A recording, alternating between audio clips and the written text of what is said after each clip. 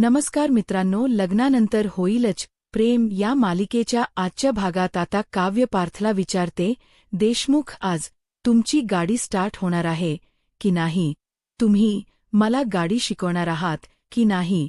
तर पार्थ म्हणतो, मी तुम्हाला गाडी शिकवणार आहे आणि गाडीसुद्धा स्टार्ट होणार, पण त्या अगोदर मला सीट बेल्ट तर लावू द्यात, कारण सीटबेल्ट लावणं हे सगळ्यात खूप मोठं आणि गरजेचं आहे ना.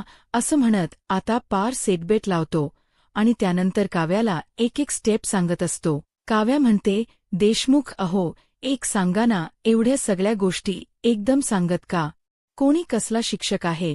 असं म्हणत काव्य वैतागत असते, कारण काव्या गाडी चालवायला घाबरत असते. आता पार्थने सांगितलेली एक एक स्टेप पूर्ण करत आता काव्या गाडी तर स्टार्ट करते, पण ती घाबरते आणि गाडी तिथेच थांबवते. आता काव्या पार्थच्या समोर हात जोडते आणि म्हणू लागते, देशमुख नाही होत जमणार, हे सबळ काही, हा सगळा नाद सोडा ना, मला नाही जमणार. पार्थ म्हणतो, मी शिकवतोय ना, मग जमणारच. असं म्हणत पार्थ काही आपला हट्ट सोडायला तयार नसतो. पार्थ काव्याला म्हणतो, काहीही झालं तरी तुम्हाला गाडी शिकावीच लागेल. तर त्याचवेळी तिथून काव याच्या दोन मैत्रिणी जात असतात, रिया आणि खारुताई. तर आता रिया गाडी थांबवते, तर आता खारुताई रियाला विचारते, काय ग रिया, कशाला गाडी थांबवलीयस? रिया खारुताईला म्हणते, अगं ती काव्याच आहे ना, चल आपण तिच्याशी बोलूया, जाऊन भेटूया तिला. परंतु खारुताई नकार देते, म्हणते की नाही, नको, उगाच टाईम वेस्ट व्हायला नको. रिया म्हणते, अगं पण तर खारुताई म्हणते, नाही म्हटलं ना, काहीही गरज नाहीये, चल आपण निघूयात. असं म्हणत दोघेही तिथून निघून जातात. तर दुसरीकडे देशमुखांच्या घरी आपल्याला पाहायला मिळतं, सर्वजण एकत्र बसून गप्पा मारत असतात. माननी ताई म्हणू लागतात, मग उन्हाळ्यात एवढा त्रास व्हायचा ना, बाप रे. तर जीवा म्हणतो, परंतु मला मात्र उन्हाळा भरपूर आवडायचा. असं म्हणत जीवा नंदिनीला म्हणतो, तुला सांगतो, आमची आजी उन्हाळा आला ना की आमचे जास्तच लाड करायचे. आता मात्र माननी ताई जीवाला धपाटा घालतात आणि म्हणतात, ए मेल्या. जीवा म्हणतो, काय? तर माननी ताई जीवाला म्हणतात, मी कधी लाड केले नाहीत का? तर आता सर्वजण हसू लागतात. तर पार्थ म्हणतो, पण आई, आजी जे कैरीच पन्न करायचे ते. तर जीवा लगेच म्हणतो, भाई, अरे काय विषय काढलास यार, कैरीच पन्न, अरे नाव जरी काढलं ना तरी तोंडाला पाणी सुटत यार. तर नंदिनी जीवाला विचारते, एवढं आवडतं का तुम्हाला कैरीच पन्न? तर जीवा म्हणतो, खूप जास्त आवडतं. नंदिनी म्हणते, मग उद्याच करूया ना, तुम्हाला आवडतं ना, मग आपण बनवूयात आणि मन भरेपर्यंत तुम्ही ते कैरीच पन्न प्या. तर मिथून काका आता नंदिनीचं कौतुक करत म्हणतात, नंदिनी, आय लाईक दिस. मला तरी वाटते की आताच कामाला लाग, म्हणजे कसं झटकन अभ्यास पटकन पास. कैरीच्या पन्नाचा विषय निघाला आणि तोंडाला पाणी सुटलं आहे.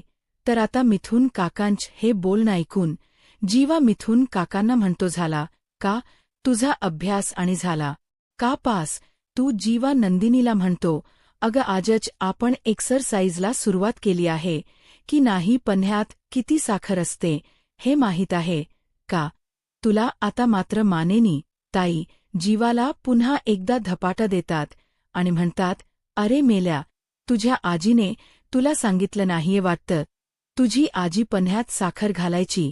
तर जीवा म्हणतो, हिला काही माहीत नाहीये वाटतं, किचनमधलं आता एवढते पन्न गोड लागतं म्हटल्यावर त्याच्यात साखरच असणार ना, वरून टाकलेली भरभरून. तर आता नंदिनी जीवाला म्हणते, जीवा पन्ह्यात गूळ घालतात, गूळ असतो, आजीने शिकवलं नाहीये वाटत तुम्हाला. असं म्हणत आता सर्वच जण जीवाची मस्करी करतात.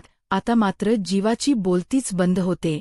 तर जीवा म्हणतो, काय सांगतेस मिथून? काका म्हणतात, अरे थेरी आणि प्रॅक्टिकल या दोन्ही गोष्टी खूप वेगळ्या असतात.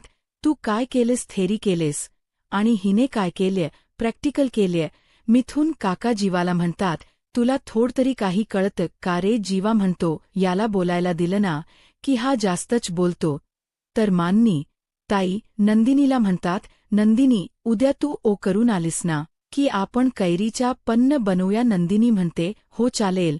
तर वसू आत्या नंदिनीला विचारतात मग नंदिनी आज किती वेळ चाललीस तर जीवा म्हणतो 4000 स्टेप चालली आहे नंदिनी आज तर सर्वजण नंदिनीचं कौतुक करतात तर मिथुन काका आता नंदिनीचं कौतुक करत म्हणतात क्या बात है ही तर यशाची पायरी आहे आय लाईक धिस तर पार्थ म्हणतो आता आमच्या बायकोसाठी सुद्धा टाळ्या वाजवा घाबरत घाबरत का होई ना परंतु त्यांनी आज गाडी चालवली थोडाफार का होई ना पण त्यांच्यात कॉन्फिडन्स आला आता हे ऐकून पुन्हा एकदा सर्वजण टाळ्या वाजवतात आणि काव्याचेही कौतुक करतात इथे मात्र हे ऐकून रम्याला खूप राग आलेला असतो रम्या रागानेच काव्याकडे पाहते तरी इथे मिथुन काका काव्याच कौतुक करत म्हणतात क्या बात है स्टेरिंग डेअरिंग केअरिंग क्या बात आहे असं म्हणत आता मिथुन काकासुद्धा काव्याच कौतुक करतात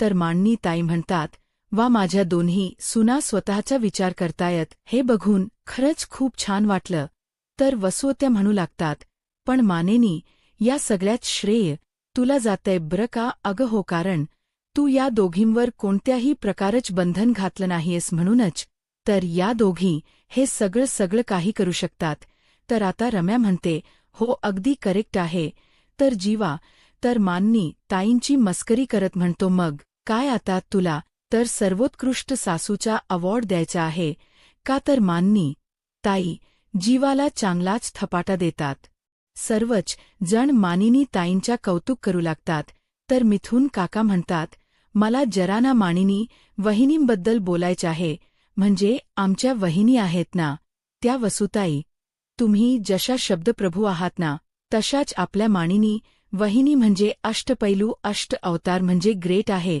त्या खरंच खूप ग्रेट आहे तर पार्थ म्हणतो हो हे मात्र अगदी खरं आहे तर जीवा म्हणतो याच ऐकून ना मला खरंच झोप यायला लागली आहे जीवा तर मिथुन काकांची खूप मस्करी करत असतो आता सर्वच जण झोपण्यासाठी जात असतात जीवा मिथुन काकांचा हात पकडतो आणि म्हणतो जा तू पहिला झोपायला जा असं म्हणत आता मिथुन काकांना तिथून जायला सांगतो सर्वच जण खूप हसत खेळत असतात अगदी आनंदाचं वातावरण असतं रम्या आणि वसुत्या तिथेच थांबतात आता वसुत्या चिडतात आणि म्हणू लागतात काय ते सगळं चाळीच कौतुक आणि काय ते सुनांच कौतुक खरंच सगळी काही नाटक आहे तर आता रम्या म्हणू लागते तू सुद्धा मामीच कौतुकच करत होतीस ना तर वसुत्या रम्याला म्हणतात रम्या मानिनीला काही विचित्र वाटू नये ना म्हणून मी हे सगळं काही करत होते तुला कळते का मी जर शांत बसले असते ना तर मानिनीला वाटेल की माझ्या डोक्यामध्ये कसला तरी लॅन शिजतोय रम्या वसुवाना म्हणते तुझ्या डोक्यात शिजप नसला तरी मात्र माझ्या डोक्यात शिजतोय वसुत्या म्हणतात म्हणजे रम्या वसुत्यांना म्हणते म्हणजे हेच की त्या काव्याला गाडी चालवण्याचा खूप कॉन्फिडन्स आलाय ना मग बघ आता तिचा कॉन्फिडन्स उद्या मी कसा धुळीस मिळवते वसुत्या घाबरतात आणि रम्याला विचारतात ए भाई आता काय करणार आहेस तू वसुत्यांना रम्या म्हणते कळेल ना उद्या कळेल तुला सगळं काही आता रम्याच्या या बोलण्याचा वसुत्या विचार करू लागतात तर दुसऱ्या दिवशी जीवा नंदिनीकडून वर्कआउट करून घेत असतो नंदिनी खूप दमलेली असते नंदिनी जीवाला म्हणते जीवा मी खरंच खूप दमली आहे जीवा म्हणतो नाही थांबायचे परंतु नंदिनीला खूप त्रास होत असतो नंदिनी जाऊन डायनिंग टेबलवर बसते आणि तिथे जाऊन ती शांत खुर्चीवर बसून पाणी पित असते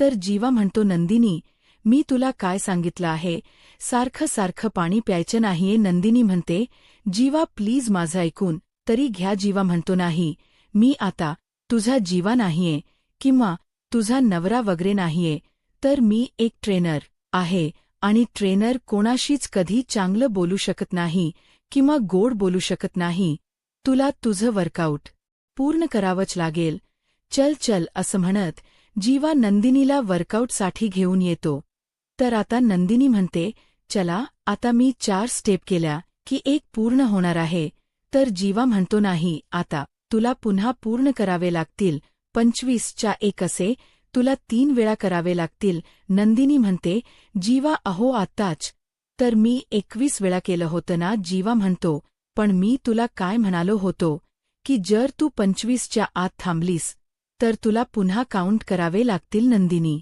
म्हणते, प्लीज जीवा जीवा म्हणतो नाही जमत आहे का, नको करूस, काहीच हरकत नाही, ज्या फ्रीजमध्ये श्रीखंड आहे तो खा. तर नंदिनी म्हणते, जीवा असं काय बोलताय. जीवा म्हणतो, तुला जर वर्कआउट करायचंच नाहीये तर जबरदस्ती नाहीये जा रूममध्ये आणि शांत झोपून दे, असं म्हणत जीवा चिडलेला असतो. नंदिनी जीवाला समजावण्याचा प्रयत्न करते.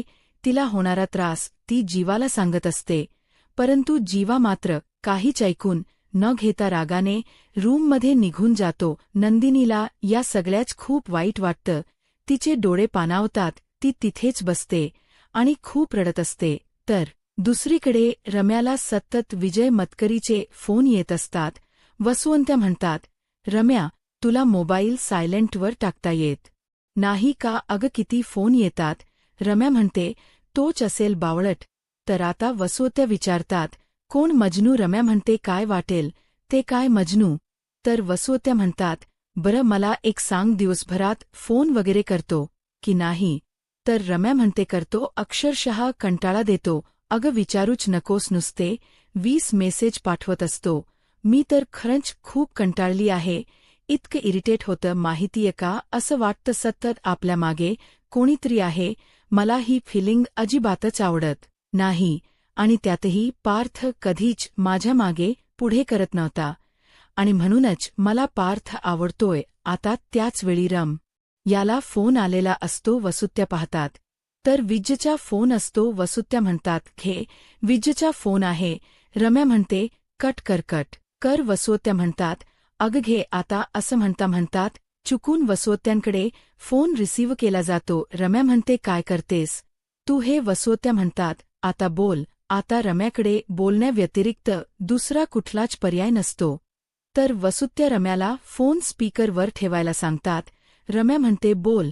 तर आता विजय रम्याला म्हणतो, हाय मिसेस मतकरी. आता मात्र वसू आता त्यांना हसायलाच येतं. तर विजय रम्याला विचारतो, मग काय करताय. रम्या म्हणते, काही नाही, सकाळच्या वेळेची आवरावर चालू आहे. विजय म्हणतो, सॉरी पण मी जे काही केलं ना ते मला हाला सांगायचं होतं आणि म्हणूनच मी फोन केला आहे. मी आज काय केलं सांग ब्र. तर आता रम्या म्हणते, तूच सांग ना काय केलंस. तर विजय म्हणू लागतो, मी विजय रघुवीर मतकरी चक्क सिनेमन कॉफी पितोय. आता हे ऐकून रम्याला खूप राग येतो. तिला काय बोलावं काहीच कळत नाही. तर दुसरीकडे पाहायला मिळत काव्या तयार होत असते. पार्थ आवाज देत म्हणतो, काव्या झाली की नाही तयारी, चला लवकर, ट्रॅफिक वाढेल. तर काव्या म्हणते, हो झालीच आहे, फक्त सनस्क्रीन लावली की झाली. तर पार्थ काव्याला म्हणतो, आता सनस्क्रीन कशाला हवी आहे. तुम्ही 4 व्हीलरमध्ये बसणार आत, एसीमध्ये बसणार आत, मग या सनस्क्रीनची काय गरज आहे. काव्या म्हणते, तुम्हाला नाही कळणार. व मुलींच्या गोष्टी तुम्ही नका ना उगाच काहीतरी बोलत बसू. तर पार्थ आता काव्याच्या हाताला धरतो आणि म्हणतो, चला ब्र, उगाच ट्रॅफिक वाढायला नको. काव्य म्हणते, थांबा माझे झुमके, म्हणजे झुमके घालायचे राहूनच गेले. पार्थ म्हणतो, 4 व्हीलरमध्ये बसणार आत आणि फक्त गाडी चालवायला जायची आहे, प्रॅक्टिसला जायचंय, मग झुमके कशाला हवे आहे. तर काव्या म्हणते, देशमुख तुम्हाला आवडतात ना, मी झुमके घातलेले देशमुख मी तुम्हाला एक रट्टा मारे ना. आणि हो, उगाच माझ्या डोक्यावर बसू नका, नाही तर मी तुमच्या गाडीत बसणार नाही. ज्या तुम्ही गाडी काढून ठेवा आणि एसी ऑन करा, तोपर्यंत आलेच मी झुमके घालून. तर पार्थ काव्याकडे पाहू लागतो, परंतु काव्या काही ऐकणार नाही. हे पार्थला चांगलंच माहीत असतं आणि तिथून गाडी काढण्यासाठी निघून जातो. तर दुसरीकडे विजय आता रम्याला म्हणतो, काय आहे ना मिसेस मतकरी, मला आपली पहिली भेट आठवत राहते. तुमच्याकडे बघत प्यायलेली सिनेमन कॉफी आठवते आणि म्हणूनच आज मी स्वतः सिनेमन कॉफी बनवली आहे. रेसिपी बघितली आणि त्याप्रमाणे सिनेमन कॉफी बनवायला घेतली. हा पण मी त्यामध्ये बर्फ टाकला आहे आणि टेस्ट अमेजिंग आहे. रम्या मात्र काहीच बोलत नाही. तिला राग येत असतो. तर त्याचवेळी विजय रम्याला विचारतो, तू नाहून आली आहेस ना. तर आता रम्या इकडे तिकडे पाहते आणि विजयला विचारते, तुला कसं कळालंय? तू आमच्या घरात सीसीटीव्ही वगैरे लावलेस का? तर विजय म्हणतो, नाही. तुझ्या बांगड्यांचा आवाज आला. रम्या म्हणते, हो, आणि रम्या लगेच हातातील बांगड्या काढून टाकते. विजय म्हणू लागतो, बरं ठीक आहे, तू तयार हो, आपण नंतर बोलू, असं म्हणत विजय फोन ठेवतो. तर वसू आत्या रम्याला म्हणतात, रम्या हा दिसतोय तितका बावळट नाही, म्हणूनच तुला जमेल तितक याला घोळात घे, म्हणजे इतकं घोळात घे की तो तुझ्यासाठी उद्या काही करायला तयार व्हायला पाहिजे. आता रम्याला वसुआत्यांच बोलणं पटतं. रम्या म्हणू लागते, तू बरोबर बोलतेस आई, उद्या याच्याच मदतीने मला माझा काटा काढायचा आहे. वसुआत्या विचारतात, कोणाचा? रम्या म्हणते, कळेल, तुला सगळं काही कळेल. वसुआत्या रम्याला म्हणतात, ते जाऊ देत, पण तू काव्याचा बोर्ड वाजवणार होतीस ना? रम्या म्हणते, हे काय तयार झाले की लगेच चालले?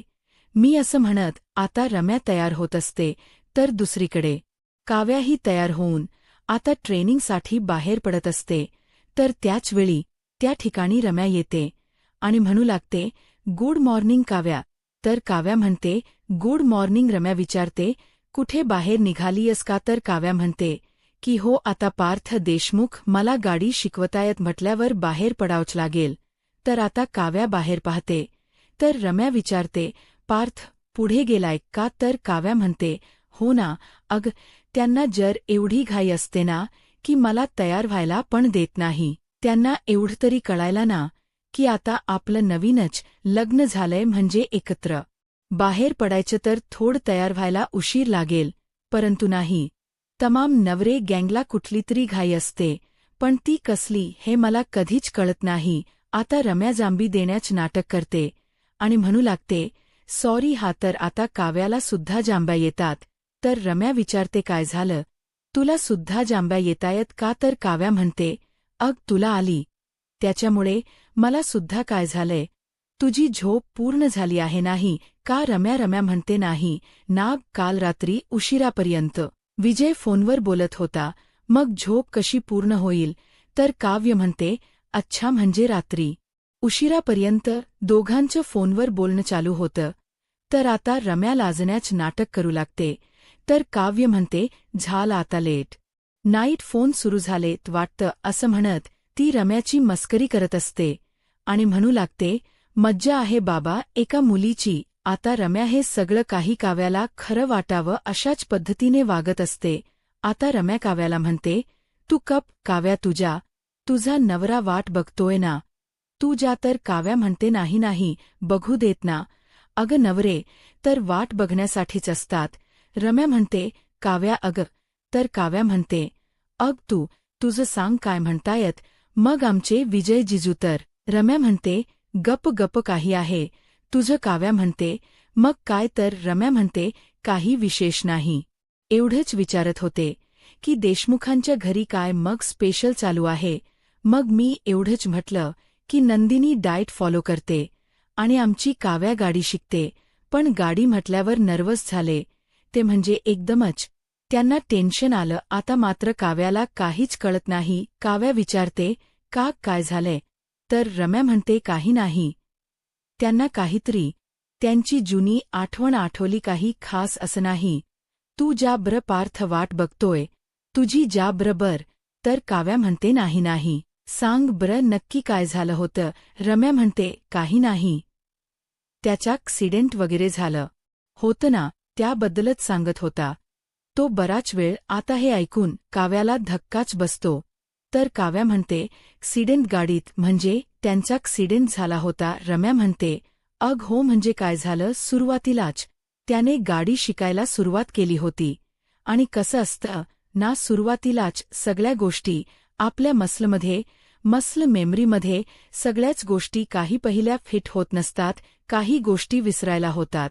आणि तसंच यांचंही झालं होतं, म्हणजे तो सगळ्या गोष्टी अगदी व्यवस्थित बघूनच करायचा, म्हणजे गाडी चालवताना ब्रेक कुठे लावायचा हे सगळं काही त्याच्या लक्षात होतीच. म्हणजे एकदा चुकून त्याच्याकडून गाडी अशी स्पीडमध्ये चालवली गेली आणि धडकली आणि बिचायाला खूप लागलं, असं म्हणत रम्या आता काव्याला घाबरवत असते.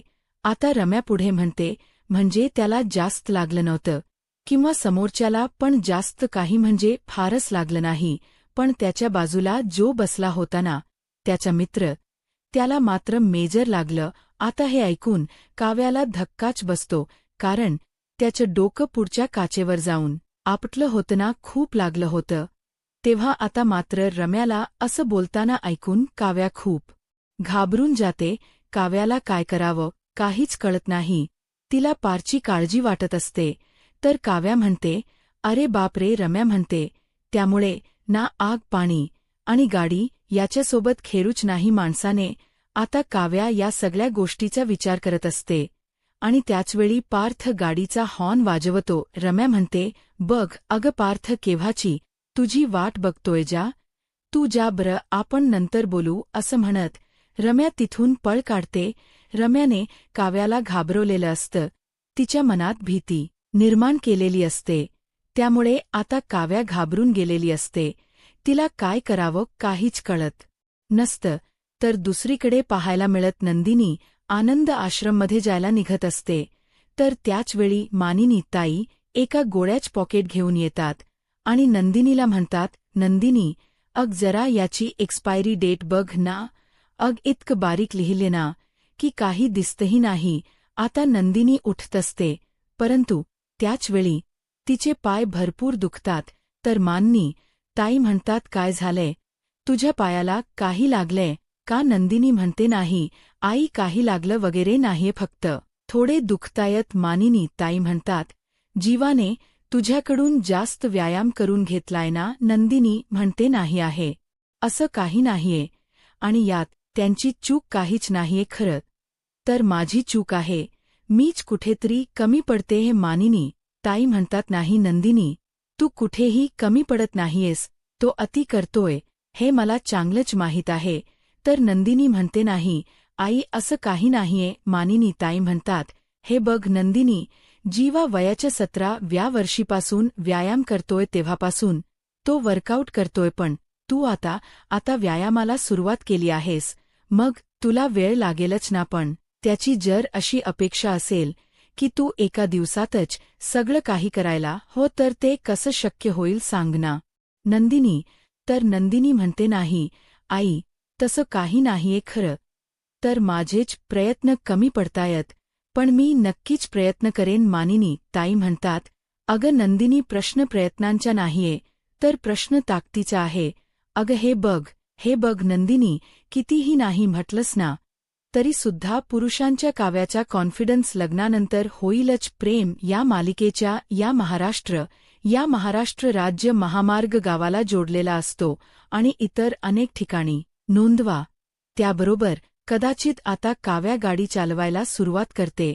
तर आता काव्या गाडी नीट चालू शकेल का? काव्याचा कॉन्फिडन्स वाढेल का? आता पुढे काय होईल हे पाहायला आत्ताच माझा महाराष्ट्र या यूट्यूब चॅनलला सबस्क्राईब करा. धन्यवाद.